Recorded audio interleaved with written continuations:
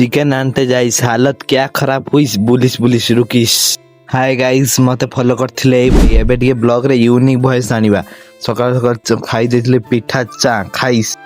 तापरे खाई देई पळि आसली जेहेतु रथ आसीबे प्रथम थर सेति हम डाळ सफा कर दोजु बाजीबो बड़ रथ जेहेतु एबे चलो जाएंगे घूमने घूमने जाइस मु आसी तापरे रेडी हे गलिनी खाइबा पाई जेहेतु आज माछ तरकारी हेची पखाळ सहित तो पूरा हेवी हबा आ ना कोन संग माने खाइस देखि बारथु एबे नै पळि आसलु खाइबा को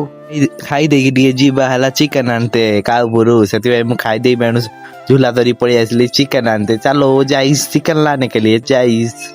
तापरे साइकल मु बाहरी आसले जे चिकन आनिबा भाई चलो जीवा चिकन आनिते देखिबार जे मु चिकन नै बाटरे पळि आसलिनी ब्लॉग टी भल लागुथो लाइक सब्सक्राइब कर देउथिबे मु जानछि तो ब्लॉग टी आपन भल लागुथो तो लाइक सब्सक्राइब कर दे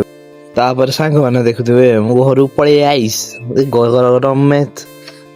हालत खराब हो जाइस देख तो झाड़ा नाड़ा हुईस आउ के बाद हम नहाले के लिए जाइस चलो जीवा टिके ना गाधेते अरे गाधे की पळि आइलोनी टुठवा को चलो गाधे के एबे घरु जीवा खरा प्रबल मात्रा खरा हो घर आने के बाद चिकन खाइस ढुसिस प्रबल मात्रा खाइस खाई के सुई पड़थिली एबे उठी पइलेनी ब्लॉग तो भल लाइतो लाइक से सब्सक्राइब कर देबे जय जगन्नाथ।